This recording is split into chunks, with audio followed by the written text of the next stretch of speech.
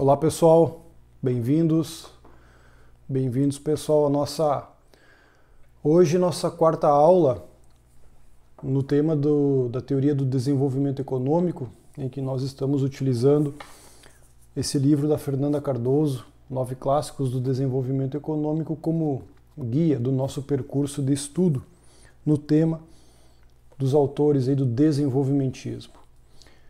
A importância de estudar os clássicos do desenvolvimento e a teoria desenvolvimentista em si é muito em função de que o mundo todo, especialmente após a pandemia, teve um redirecionamento de suas políticas governamentais inspiradas no desenvolvimentismo. Isso vale para os Estados Unidos, vale para a Europa. A China nunca deixou de fazer política desenvolvimentista. E, sobretudo, para o Brasil, do Lula 3, em que economistas dessa linhagem desenvolvimentista compõem lá o Ministério de Indústria e Comércio. E, bom, a própria política aí de neoindustrialização e o esforço em missões que o governo Lula implementou aqui no Brasil vão nessa direção de remontar muito do que propugnavam e propugnam autores desenvolvimentistas, não necessariamente os clássicos, replicar o que diziam os clássicos do desenvolvimentismo lá dos anos 40 e 50, que nós estamos vendo aqui nessa série de aulas, mas o que tem sido feito nos últimos 10, 20 anos aí, que esses autores desenvolvimentistas seguem muito atuantes, produzindo muito, e ao ponto que hoje aí dá para nós dizer que não só o Brasil, mas o mundo todo antes do Brasil já se direcionou para esse lado de praticar políticas desenvolvimentistas, notadamente no que diz respeito ao protecionismo industrial e às políticas industriais de subsídio. Então, basicamente, esses dois pontos aí mostram realmente assim a importância que aquilo que os desenvolvimentistas sempre defenderam está na pauta do dia no mundo todo. Então, motivado em muito para compreender esse cenário global, das economias globais e até da geopolítica, nós estamos fazendo esse esforço aí de forma introdutória, não profunda, obviamente, mas que nos contextualiza a origem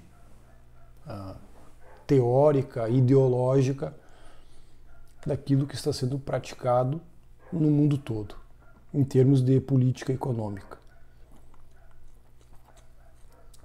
Na aula de hoje nós vamos falar sobre um dos pioneiros do desenvolvimentismo, que é o economista inglês Arthur Lewis. O Arthur Lewis, ele nasceu em 1915 em Santa Lúcia. É uma ilha, uma colônia britânica aqui na América Central. E ele veio a falecer em 1991. E ele foi um dos grandes teóricos dessa perspectiva. Ele era um brilhante estudante de economia, ganhou uma bolsa de estudo para estudar na London School of Economics, e lá ele se formou em 1937 e depois, em 1940, ele obteve o doutorado dele, lá também. O Lewis, ele era um economista negro, foi assim, um dos primeiros economistas, ou o primeiro economista negro que alcançou um reconhecimento internacional, lecionando na London School of Economics, mais tarde na Universidade de Manchester, e em 63 ele se tornou o primeiro reitor negro da Universidade de Princeton. E em 1979, o nosso economista foi agraciado com o Prêmio Nobel de Economia, compartilhado com o Theodore Schultz, justamente pelo seu trabalho no tema do desenvolvimento econômico, ou do desenvolvimento para os países em desenvolvimento. Uma nota sobre o Theodore Schultz, foi um economista americano que escreveu muito sobre economia agrícola, justamente os desafios para o desenvolvimento econômico dos países subdesenvolvidos, num contexto aí desenvolvimento das economias agrícolas, do que hoje se chama aí agronegócio.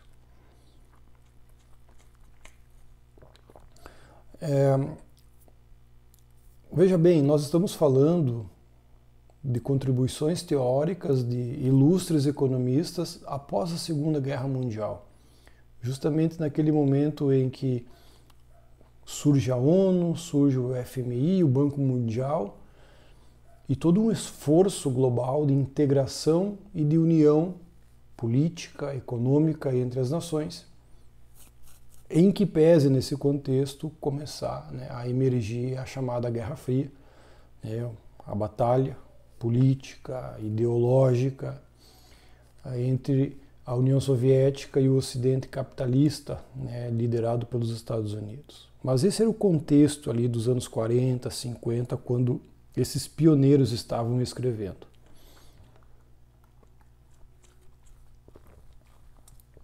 Vamos entrar aqui e começar a entender quais foram efetivamente as principais contribuições teóricas do Arthur Lewis. Ele escreveu um artigo que inaugura o seu pensamento, a sua contribuição, em 1954, chamado, né, O Desenvolvimento Econômico com a Oferta Ilimitada de Mão de Obra. O que ele dizia, basicamente, a tese dessa contribuição dele era que ele analisava os países a partir desta característica, que os países subdesenvolvidos, então pensamos ali nos anos 30, 40, 50, eram países que tinham uma oferta ilimitada de mão de obra não qualificada. Então isso também caracterizava esses países como economias predominantemente ainda agrícolas, baseadas em commodities, né? Sejam elas minerais ou agrícolas, e com pouca industrialização, pouca complexidade da estrutura produtiva dos países. E o que o Lewis vai dizer é que no início de um processo de investimento e expansão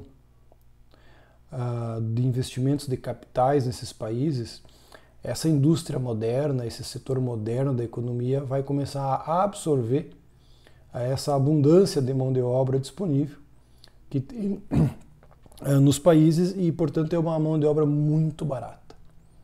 E o país só vai se desenvolver e gerar renda para toda a população quando esse setor moderno absorve integralmente essa oferta abundante de mão de obra barata, e à medida que vai também qualificando ela para trabalhar no segmento industrial moderno, a escassez dessa mão de obra começa a elevar, por fim, os salários, o que configura, portanto, um processo de desenvolvimento econômico. O Arthur Lewis ele foi influenciado por alguns economistas e pensadores, notadamente Keynes, né, no aspecto macroeconômico, Adam Smith, né, no tocante à importância de um ambiente de livre mercado, David Ricardo, sobre a teoria das vantagens comparativas, e Karl Marx, sobre o processo de acumulação de capital e a exploração da força de trabalho. Então, esses economistas influenciaram bastante aí o modelo econômico do próprio Lewis. Então, além desse famoso artigo dele de 54 sobre desenvolvimento econômico a partir de um país com oferta ilimitada de mão de obra, no ano seguinte, em 55, ele publica um livro, A Teoria do Crescimento Econômico, em que ele desenvolve mais profundamente a sua própria contribuição neste tema do desenvolvimento econômico dos países. E em 66 ele publica o Planejando o Desenvolvimento, que é um livro que discute as estratégias e políticas para o planejamento do desenvolvimento econômico. E ali em 78 ele publicou outro livro chamado Crescimento e Flutuações, né, que é um estudo sobre os padrões de crescimento e depressão, os ciclos econômicos, num período antes da Primeira Guerra Mundial, século XIX até o início ali do século XX. Nesse sentido, O Lewis, ele tem uma contribuição dele que é o modelo de desenvolvimento da economia baseado em dois setores. Um setor atrasado, agrícola, e um setor moderno, industrial. Então é a economia dualista, e é aí que ele vai dizer também, né, que nesse modelo acaba acontecendo pequenas ilhas de prosperidade num mar de atraso. Então, nesses países subdesenvolvidos, em que pese ter alguns locais que está havendo uma relativa prosperidade econômica um pouco mais moderna, todavia trata-se de ilhas, pequenas ilhas, mas que estão, né, de fato envolto a um mar de atraso, que é onde está a imensa maioria dos trabalhadores estão alocados ali. Então é um trabalho rudimentar, de baixa produtividade e, portanto, de baixíssimos salários, o que configura esse estado de subdesenvolvimento ao país. Então é o processo de investimento em capital que moderniza a economia e que esse processo começa a absorver esta mão de obra do setor primário da economia. E à medida que ele vai absorvendo essa mão de obra até o excedente, é que vai começar a haver um aumento de salários e desenvolvimento econômico acontece.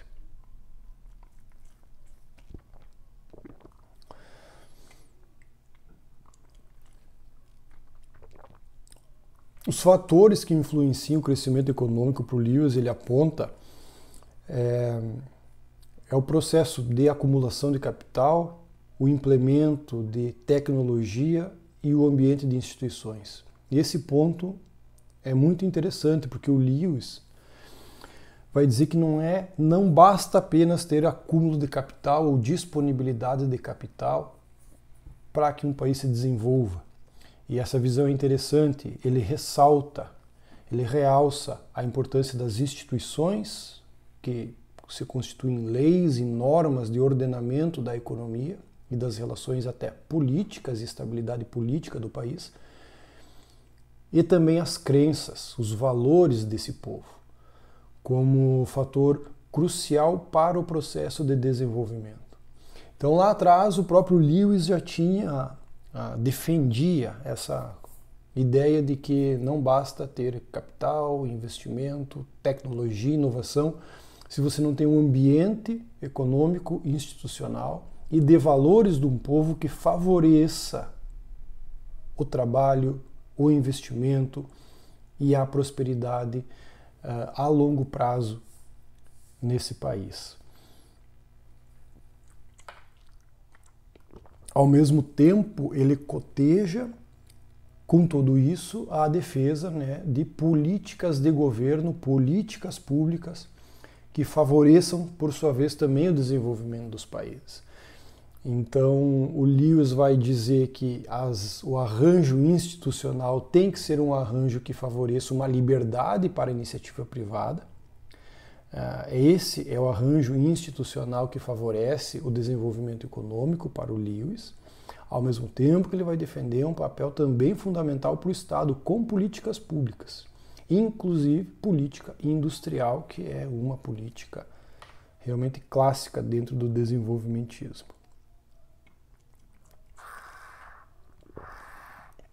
Então, o impacto das instituições no desenvolvimento econômico diz respeito à estabilidade política e jurídica, né? As instituições que garantem estabilidade, previsibilidade, né, são cruciais para o desenvolvimento. A estabilidade política e a segurança jurídica aumentam a confiança dos agentes, dos investidores, né, que facilitam realmente a atividade econômica. Proteção dos direitos de propriedade, Lewis vai enfatizar que sem garantias do direito de propriedade os investimentos não estão protegidos e o capital tende a não se estabelecer, a fugir do ambiente desse tipo. Então tem que haver realmente, né, o império da propriedade privada. E eficiência administrativa, e aqui o Lewis vai falar, né, da capacidade administrativa do governo. Um governo eficiente enxuto, mas atuante, forte, mas equilibrado. Então o Lewis ele vai propor realmente uma visão muito equilibrada, muito ponderada de livre mercado com iniciativa privada, papel do Estado, ambiente de livre mercado. O Lewis vai ter uma abrangência bastante sui generis na defesa daquilo que ele propugnou como assim, o ideal para promover o desenvolvimento econômico. E essa foi uma grande batalha, né? A grande batalha desses economistas desenvolvimentistas era quais são as políticas, qual é o arranjo institucional, político, jurídico, econômico que favorece de fato, né, o crescimento econômico desses países atrasados, predominantemente agrícolas, com mão de obra abundante e não qualificada, com ausência de indústrias, a não ser aquelas pequenas ilhas locais e porém isoladas, né, rodeada por um mar de atraso econômico e institucional.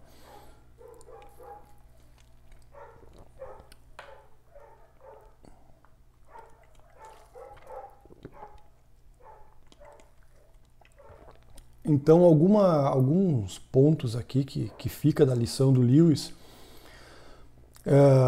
desafios, né, na reforma institucional. O Lewis reconhecia que a reforma institucional ela é complexa para se implementar dentro dos países, considerando os lobbies, os grupos de interesse, as forças políticas, esse ambiente político, institucional e cultural que define a realidade do país. Depois, num livro dele dos anos 80, ali, ele faleceu em 91, em que ele rememora toda a contribuição dele, ele fala que um dos erros dele, e é comum nos desenvolvimentistas da época, foi subestimar o papel, ou melhor, superestimar a benevolência da ação do Estado, da ação dos governos nesses países subdesenvolvidos, porque eles praticamente ignoraram toda a instabilidade política que existia nesses países subdesenvolvidos. E isso foi realmente um desafio que 40, 50 anos depois ficou nítido para todos eles, né? Então dá para nós dizer aqui que o legado, né, do Lewis, ele contribuiu significativamente para a compreensão de que instituições eficazes são um pilar essencial para o desenvolvimento econômico e de longo prazo. E as ideias dele continuam, obviamente, a ser relevantes aí na análise das políticas econômicas, das estratégias de desenvolvimento global. E como eu falei no início, e esse é um dos grandes motivos pelo qual a gente está dando uma passeada nessa paisagem das teorias desenvolvimentistas, é justamente a relevância que essas teorias têm para o mundo de hoje. Pegamos a China como um exemplo de país que nunca deixou de fazer política desenvolvimentista, e a prosperidade econômica da China é muito devido a isso. E agora, recentemente, né, com o Biden, pós-pandemia, toda a política industrial de subsídio, apoio, a lei do chip americana para trazer as indústrias de tecnologia de volta para os Estados Unidos, um rearranjo de matriz produtiva global. Isso remonta muito à defesa, às propugnações dos economistas desenvolvimentistas na época, embora, temos que deixar claro, esses economistas estavam preocupados com os países em desenvolvimento, os países subdesenvolvidos. Eles queriam contribuir para tirar esses países da pobreza. Eles não estavam focados nos países da Europa e os Estados Unidos, que naquela altura, pós-Segunda Guerra Mundial, se consolidavam como potências econômicas, potências industriais. Então a inquietação desses economistas era por que tem a imensa maioria dos países do mundo estão para trás, são atrasados. O que essa meia dúzia de país bem-sucedido fez que pode ser aproveitado aí nos países em desenvolvimento para que eles saiam daqueles estágios elevados de pobreza e atraso. Então, esse era o grande motivador desses autores. Então, dessa forma, pessoal, a gente para por aqui. Essa foi um passeio aí sobre a contribuição do Arthur Lewis, economista britânico, que acabou inclusive ganhando o Nobel de Economia em 79, justamente por suas contribuições à teoria econômica e à teoria do desenvolvimento econômico. Na aula que vem, nossa quinta aula sobre o tema, nós vamos passear pelas contribuições do economista alemão chamado Hirschman, Alberto Otto Hirschman. Beleza, pessoal? Então, por hoje era isso. Fiquem bem e até a nossa próxima aula. Até lá.